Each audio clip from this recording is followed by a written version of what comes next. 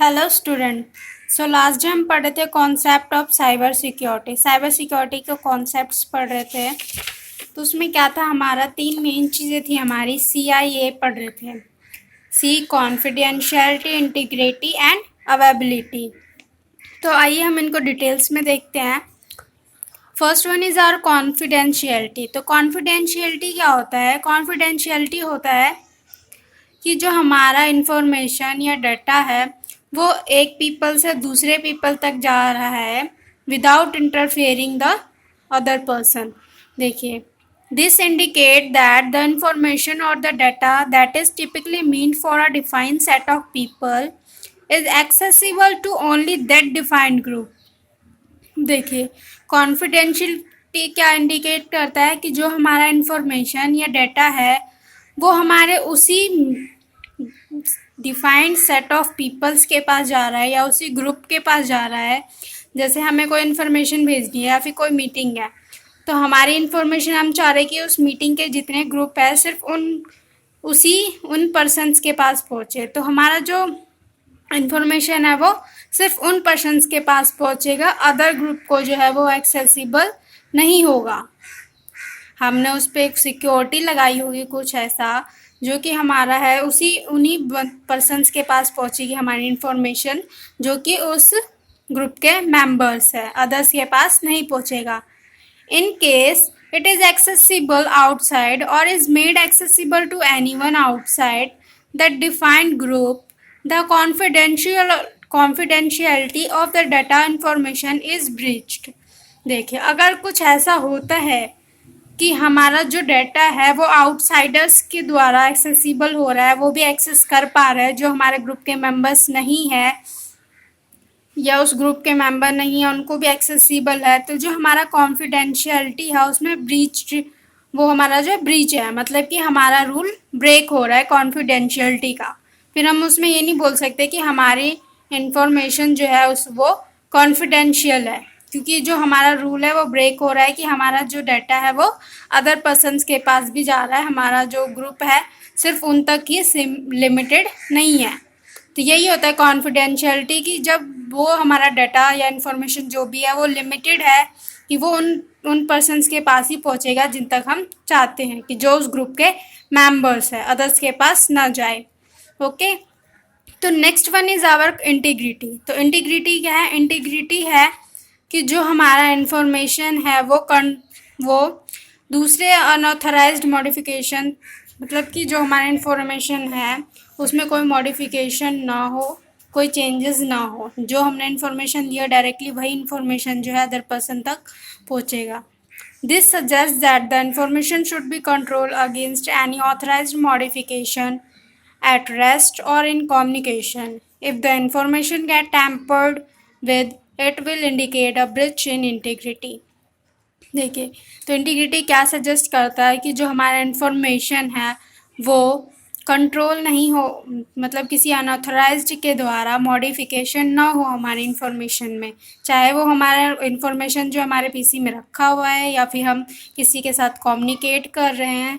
तो जो हमारा इन्फॉर्मेशन या मैसेज है कुछ भी है वो एज इट इज़ जो है अदर पर्सन्स के पास पहुंच रहा है, तो वो इंटीग्रिटी, मतलब कि वो इंटीग्रिटी का रूल फॉलो कर रहा है। अगर उसमें कोई भी मॉडिफिकेशन या कुछ चेंजेस हो रहे हैं तो देन जो हमारा इंटीग्रिटी का रूल है वो टेम्पर्ड, मतलब होता है छेड़खानी या फिर चेंजेस आना है। जैसे हम कोई मैसेज भेज रहे हैं, अगर उसमें कुछ चेंजेस आ रहे हैं तो वो हमारा इंटीग्रिटी का रूल जो है ब्रेक हो रहा है, हमारे साथ क्या हो रहा है, उसमें ब्रीच हो रहा है इंटीग्रिटी के रूल में। ब्रीच मतलब होता है रूल्स ब्रेक करना।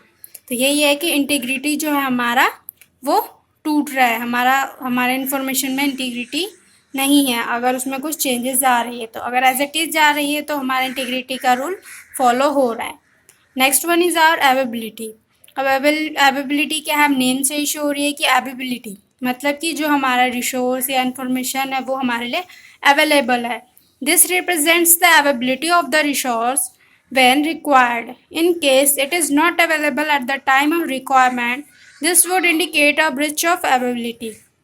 ठीक है, अवेबिलिटी क्या रिप्रेजेंट करता है कि जब हमें उस रिसोर्स की ज़रूरत है, रिसोर्स या इन्फॉर्मेशन की ज़रूरत है अगर उस केस में वो हमारे पास अवेलेबल नहीं है तो वो क्या है, वो हमारी अवेबिलिटी को पूरा नहीं कर रहा है, हमारा जो अवेबिलिटी का रूल है वो ब्रीच हो रहा है, मतलब कि रूल हमारा जो है वो ब्रेक हो रहा है।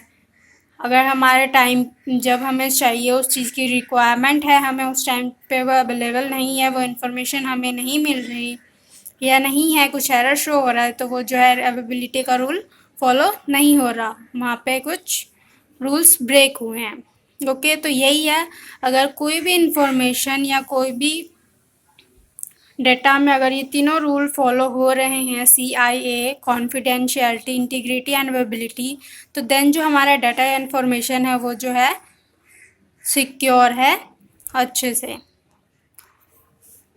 Nowadays, when an extensive amount of important and sensitive information is stored by each one of us on computer and transferred over the internet, we need to ensure information security and safety. देखिए, अब आजकल क्या है, हमारे पास बहुत ज़्यादा amount में information, important and sensitive information होते हैं जो कि हम अपने कंप्यूटर्स में स्टोर करके रखते हैं और एक दूसरे को इंटरनेट पे ट्रांसफ़र करते हैं, क्योंकि इंटरनेट पे कम्युनिकेशन आजकल बहुत ज़्यादा होने लग गई है। तो जो भी इन्फॉर्मेशन हम हमारे स्टोर्ड होती है हमारे कंप्यूटर में, वो इंटरनेट के थ्रू जो है एक दूसरे के ट्रांसफ़र होती है। तो हमें उसको इंश्योर, हम उस इंफॉर्मेशन को हमें इंश्योर रहना चाहिए, मतलब कि सेफ़ रहना चाहिए कि हमारा इंफॉर्मेशन जो है सिक्योर है और सेफ़ है। तो not just in the offices but at home also we have treasure of information personal and sensitive in natures.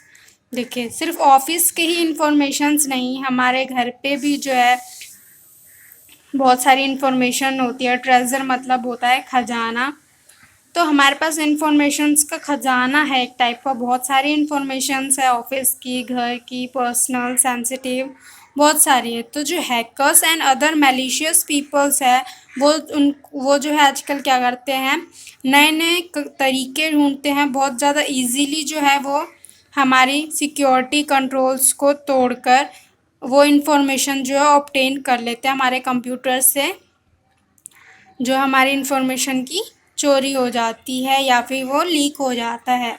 तो इसलिए हमें बहुत ज़्यादा सिक्योर रहने की ज़रूरत होती है इंटरनेट यूज़ करते टाइम पे, क्योंकि हमारे साथ बहुत सारे ऐसे इन्फॉर्मेशन होते हैं जो पर्सनल होते हैं, सेंसिटिव होते हैं, जो कि अदर्स को शो नहीं होने चाहिए। लाइक हमारे अकाउंट डिटेल्स वगैरह वो सेंसिटिव्स में आ गए, तो बहुत सारी चीज़ें होती है। तो हमें बहुत ज़्यादा सिक्योर रहने की ज़रूरत है, क्योंकि आजकल हैकर्स और मैलिशियस पीपल्स होते हैं जो मतलब कि हमारे एनिमीज़ होते हैं, जो कि कुछ हमारी डिटेल्स निकालना चाहते हैं, हमें मतलब कि बुरा बनाना चाहते हैं, ऐसे ही जो हमारे लिए गलत थॉट्स रखते हैं, उन्हें बोलते हैं मैलिशियस पीपल। तो वो जो अलग अलग तरीके यूज़ करते हैं, बहुत ज़्यादा इजीली वो हमारे इन्फॉर्मेशन सिक्योरिटी कंट्रोल्स को ब्रेक कर देते हैं और इन्फॉर्मेशन जो है निकाल लेते हैं। तो हमें सिक्योर रहने की ज़रूरत होती है। देखिए, सिक्योरिटी रिस्क, अब सिक्योरिटी रिस्क पढ़ेंगे ऑफलाइन और ऑनलाइन दोनों ही। ऑफलाइन भी रिस्क होते हैं, ऑनलाइन भी रिस्क होते हैं। देखिए, यहाँ पे ये तीनों दिया गया है, कॉन्फिडेंशियलिटी, अवेबिलिटी और इंटीग्रिटी का एक डायग्राम है। तो इन तीनों, जब हमारा CIA जो है तीनों ही अच्छे से परफॉर्म कर रहा है, तभी हमारा जो है इंफॉर्मेशन जो है सिक्योर है, डाटा सिक्योर है।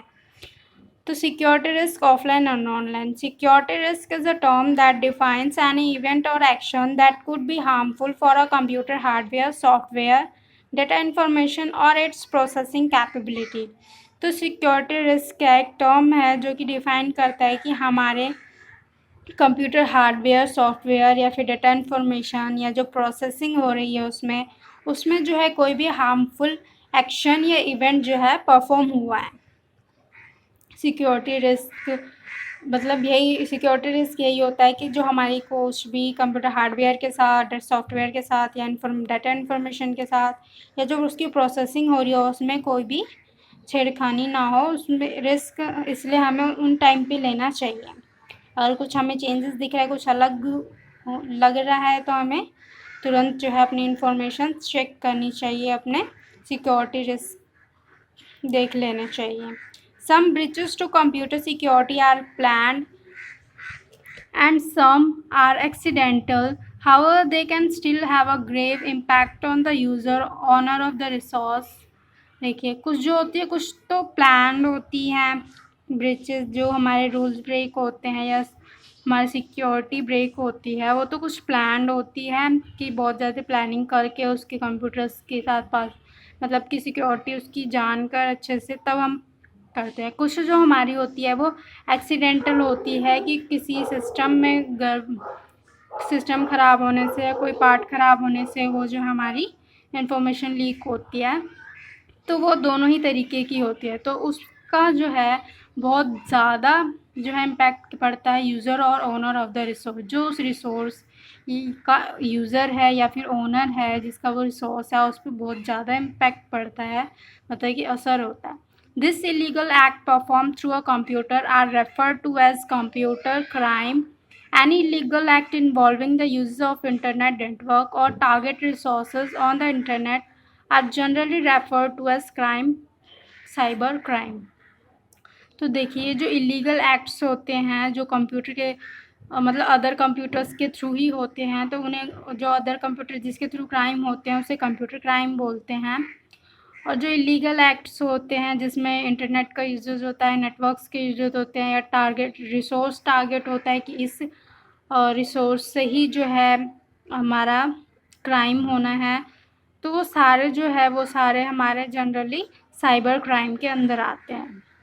जितने भी कंप्यूटर्स से इन्वॉल्विंग है या नेटवर्क इंटरनेट से है, वो सारा हमारा जो है किस में आता है, साइबर क्राइम के अंदर आता है। कोई भी अगर सिक्योरिटी रिस्क होता है हमारे सिस्टम या इंफॉर्मेशंस के साथ, तो वो साइबर क्राइम में आता है। तो हम साइबर क्राइम्स देखेंगे नेक्स्ट डे, हम देखेंगे इसमें सिक्योरिटी ब्रीचेस को। सो आज के लिए इतना ही। आई होप आप सबको समझ आया होगा CIA confidentiality, integrity and availability and security risk क्या होते हैं। So thank you so much guys for watching.